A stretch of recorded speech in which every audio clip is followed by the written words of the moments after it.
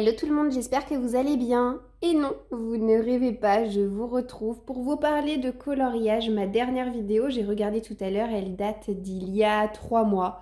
Alors je ne sais pas du tout quand est-ce que cette vidéo sera en ligne, mais là, je vous la tourne, on est le 11 mars.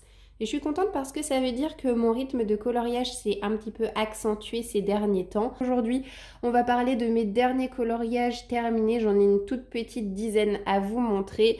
Comme d'habitude, vous sentez surtout pas obligé de regarder cette vidéo si jamais c'est pas un contenu qui vous intéresse. Et pour ceux qui attendent ce genre de vidéo avec impatience, je le sais, je vous vois pas mais je le sais parce que je reçois régulièrement des commentaires sur Instagram me disant « Ah, quand une prochaine vidéo coloriage? Quand est-ce que tu nous montres tous tes derniers coloriages réalisés ?» Eh bien, bienvenue sur cette nouvelle vidéo, j'espère qu'elle vous plaira. Je sais pas si je vais vous les montrer dans l'ordre de réalisation, mais parmi les plus anciens que j'ai à vous montrer, j'ai un coloriage de Rita Berman réalisé dans son album sur l'automne. Alors, je les possède pas tous, ces albums sur les saisons. Il me manque, je crois, l'hiver. Mais j'ai adoré réaliser le coloriage que je vais vous montrer dans un instant. Alors le coloriage, c'est celui-ci. Ce que j'ai beaucoup apprécié, c'est y apporter ma petite patte en faisant des dessins sur mon fond, des dessins inspirés de l'automne avec des nuages pluvieux, avec des champignons, des parapluies, des feuilles, ce genre de choses. Je trouve que ça apporte vraiment quelque chose au colo. Mon fond, il est réalisé au pastel sec, donc ce sont les bâtonnets de pastel. C'est pas les crayons pastel, mais vraiment les bâtonnets. Je les délaisse un petit peu ces derniers temps, je les boude un peu, mais pourtant c'est toujours aussi efficace pour faire un chouette fond. Et pour la réalisation de la pomme, des feuilles et même de l'oiseau, c'est exclusivement du polychromos et j'ai agrémenté mon colo de quelques touches de Posca par-ci par-là. Je suis particulièrement fan des couleurs choisies pour réaliser mon oiseau. Je le trouve vraiment très beau à tel point que mon combo couleur, je l'ai noté dans un carnet pour ne pas l'oublier et pouvoir eh bien, le reproduire si l'envie m'en vient. J'ai réalisé quelques coloriages, j'en ai 3 à vous montrer dans les mystères. Donc c'est les grands classiques de Disney chez Hachette, le tome 1. Mais on en parle de cette série en fait de coloriage mystère. Mais combien y a-t-il d'albums à ce jour? Je pense qu'il y en a déjà 8 ou 9. Plus tous les hors-séries, les princesses, les chats et félins, etc. J'en passe et des meilleurs. Au départ, je m'étais dit non, je vais pas m'en acheter plusieurs, ça ne sert à rien. Une fois que j'aurai terminé celui-ci, je m'en prendrai un autre, certainement le 2. Mais plus le temps passe et plus je réalise qu'il va me falloir davantage qu'une seule vie pour venir à bout de tous ces bouquins de cette série.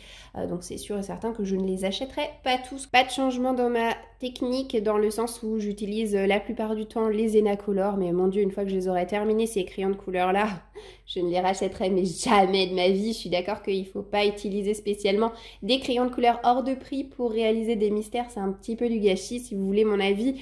Mais alors les Enacolor, mais mon Dieu, ça se voyait qu'à l'époque, j'étais pas franchement bien renseignée. Quand j'ai acquis ces crayons de couleur-là, j'en voulais des pas chers.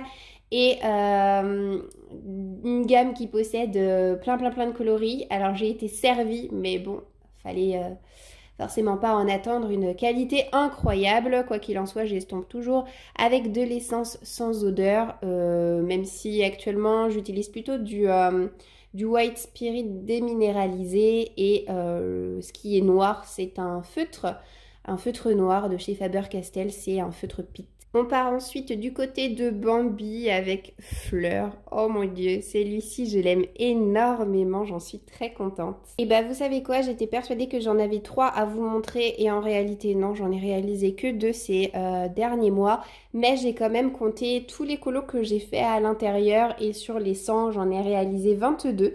Donc petit à petit, je progresse et j'avance dans cet album-là. Par la suite, ça a été la période de Noël. C'est pas en décembre que j'ai beaucoup avancé, mais j'ai quand même réalisé 3 coloriages différents sur la thématique de Noël. Donc le premier, ça a été dans 1 million de chats de Noël de John Bigwood.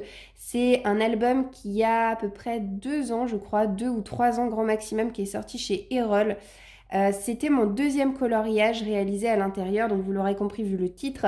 C'est clairement axé sur les chats. Au départ, j'avais réalisé la toute première page où il n'y avait pas grand chose à colorier, mais voilà, il y avait des petits chats comme ça, une ribambelle de petits chats à faire. Donc vous pouvez voir que je me suis lancée dans une double page. Au départ, je m'étais dit, oh ça va être rapide, ok c'est une double page, mais Finalement, il n'y a pas grand-chose à colorier. Les ours polaires sont blancs, on a déjà le fond qui est réalisé, qui est tout noir, auquel j'ai ajouté simplement quelques petites étoiles au Posca.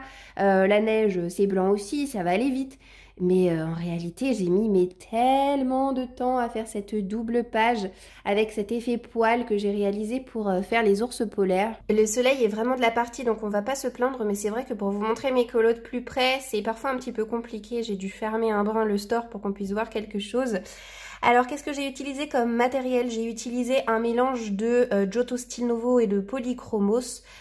J'ai utilisé de la peinture pour faire ma neige. Je suis absolument pas satisfaite d'ailleurs de cet effet neige. Je veux dire, on dirait des gros pâtés de peinture. Et en fait, c'est pas qu'on dirait, ce sont de gros pâtés de peinture. Donc j'espère bien que la prochaine fois, je m'améliorerai. En revanche, je suis satisfaite de l'effet poil réalisé au Posca pour faire mes ours. Il est plutôt sympa. Je suis pas une grande fan du travail de Johanna Basford. J'ai 2 albums de cette illustratrice. J'ai son tout premier, dans lequel je ne vais absolument plus parce qu'à la réflexion, c'est plus du tout un style qui me plaît. Et j'ai aussi son Noël féerique. En revanche, je reste assez fidèle à cet album parce que de tous ceux qu'elle a pu sortir, c'est vraiment mon préféré. J'aime énormément les illustrations qui sont à colorier à l'intérieur, même si parfois c'est un peu répétitif comme motif, comme le coloriage que je vais vous montrer dans un instant. C'est un album que je réalise dans l'ordre, donc voilà le coloriage que j'ai pu réaliser. Qui est très répétitif et qui m'a semblé durer réellement une éternité. Je crois que il m'a tenu en haleine mais quasiment tout au long du mois de décembre. Je crois d'ailleurs même me rappeler que lorsque j'ai commencé à vlogger, j'ai entamé ce coloriage et j'ai dû le terminer quelques jours avant Noël et j'étais très soulagée de le finir. Même si j'aime beaucoup le rendu, j'ai essayé de pas trop m'éparpiller au niveau des couleurs, de partir sur des teintes essentiellement vertes et orangées. Et j'ai assez bien respecté ma palette de couleurs. J'ai bien aimé l'effet que j'ai donné à la petite boule de neige, là je trouve ça assez chouette. Donc ça c'est très simple à réaliser, hein. Vous prenez un pastel pour faire l'effet vert, l'effet de transparence. Donc moi j'ai utilisé un Neocolor que j'ai évidemment pas estompé. Qu'est-ce que je peux vous montrer d'autre? Bah voilà, rien de bien rare autrement, mais un chouette coloriage en tout cas. Et mon colo de Noël préféré, bah écoutez, c'est celui-là. Il était en libre téléchargement il y a 1 ou 2 ans de ça sur l'Instagram de Rita Berman. Je me suis empressée de le télécharger et de l'imprimer sur du papier épais. Donc c'est du, qu'est-ce que c'est? C'est du 150 grammes je crois, 200 grammes à tout casser.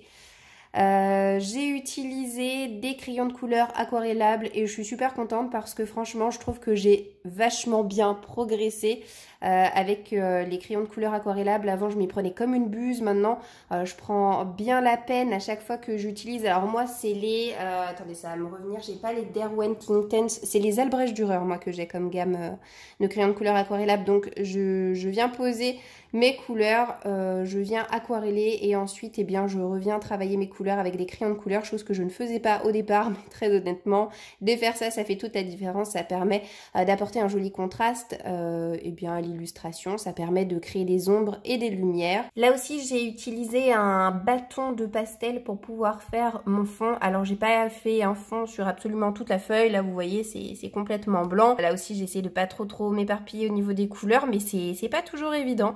Je suis très contente de l'effet neige que j'ai réussi à obtenir sur les toits de mes petites maisons. Je suis venue déposer de la colle à paillettes en veux-tu, en voilà. J'ai pas beaucoup de choix au niveau des coloris, hein. Des colles à paillettes, je crois que j'en ai que 2, donc c'est assez restreint. Mais bon, je suis quand même assez contente de celles que j'ai pu utiliser. Voilà, pour le détail de ce colo, je le trouve très réussi.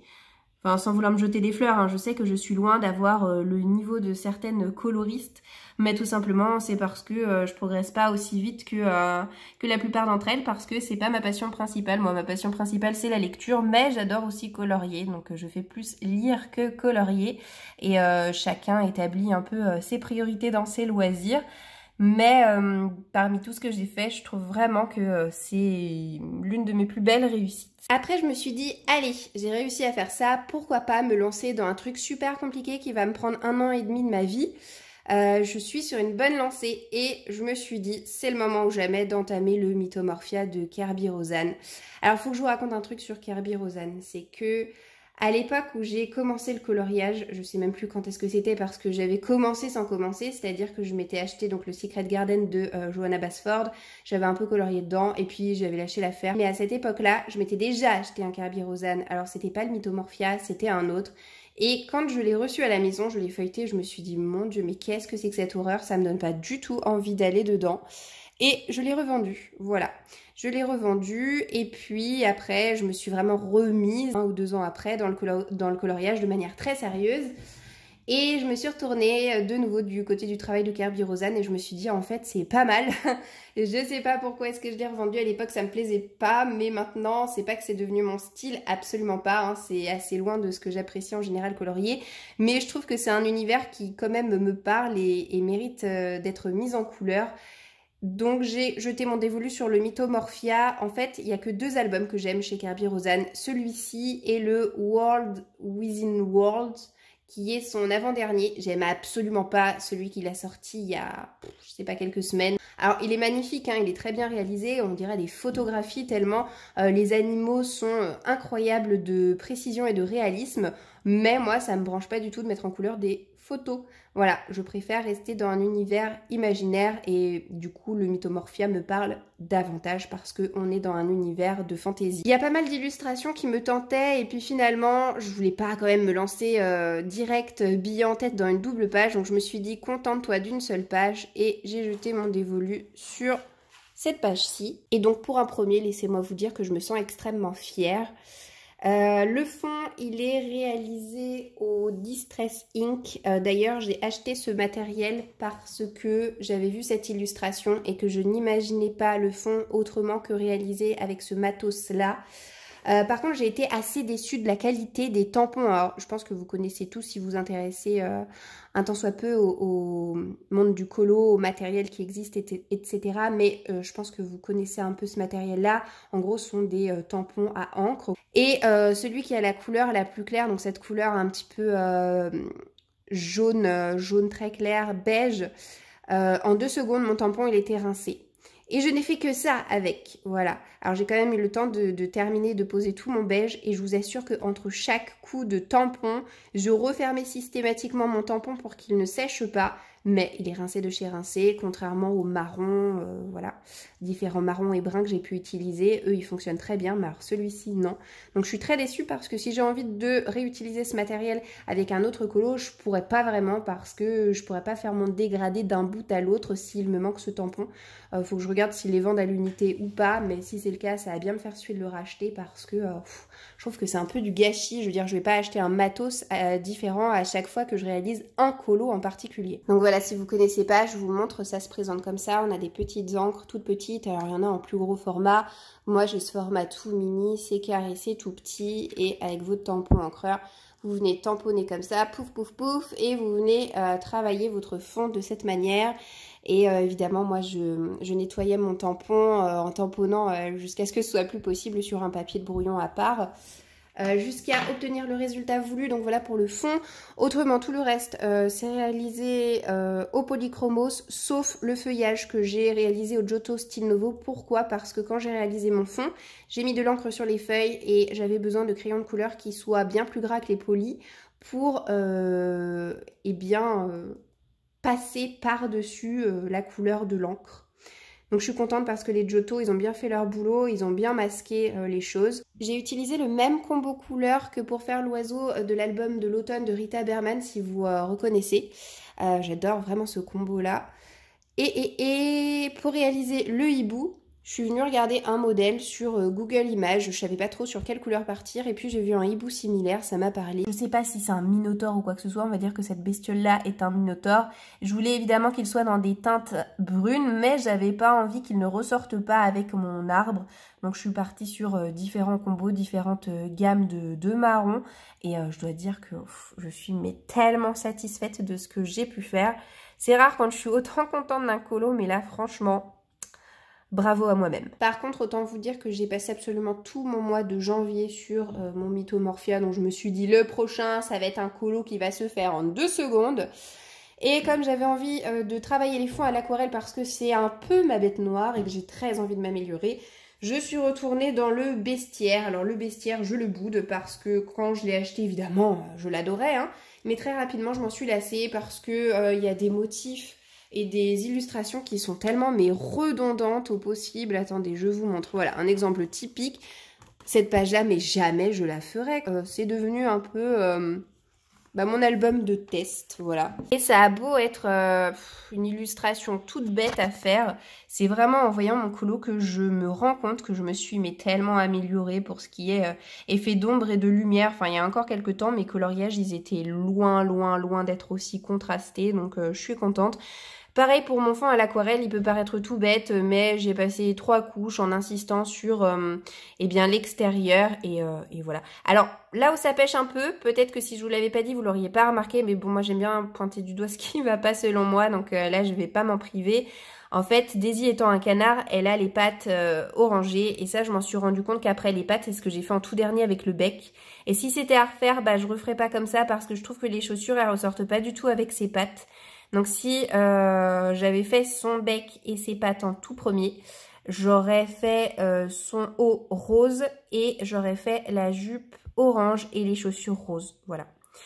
Donc bon, écoutez, c'est pas grave, c'est fait, c'est fait. Encore une fois, peut-être que si je vous l'avais pas dit, ça ne vous aurait pas choqué. Il me reste un coloriage à vous montrer. C'est un coloriage réalisé dans les vitraux, un album que j'aime beaucoup et je suis tellement contente que l'illustrateur ait enfin sorti un tome 2. Je veux dire, ce tome 2, ça faisait combien de temps sérieusement qu'on l'attendait? Mon mari m'a choisi Princesse Atta dans 1001 pattes.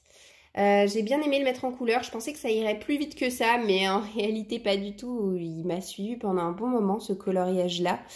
Alors que vous dire, habituellement j'utilise les Zenacolor pour faire ces illustrations, oui. Même avec des crayons de couleur absolument pourris, on peut avoir des résultats pas trop mal.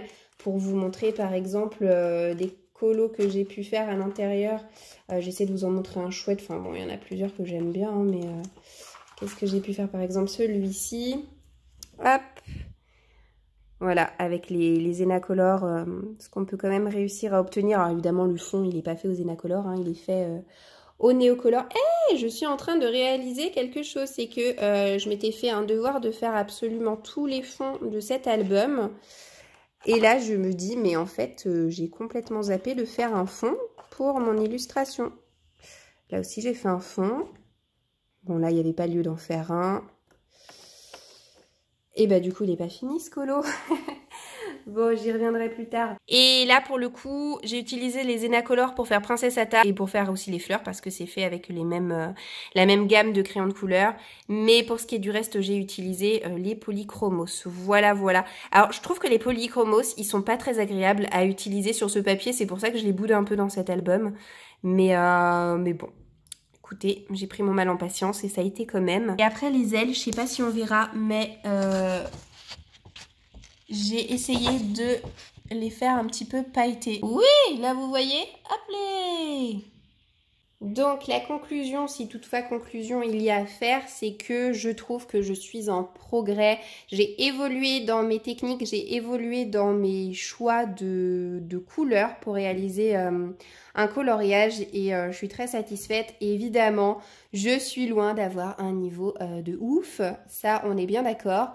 Mais ça me plaît toujours autant de me livrer à ces petites séances de coloriage la soirée et c'est bien le principal de prendre du plaisir dans une activité qu'on réalise. Maintenant, chacun évolue à son rythme.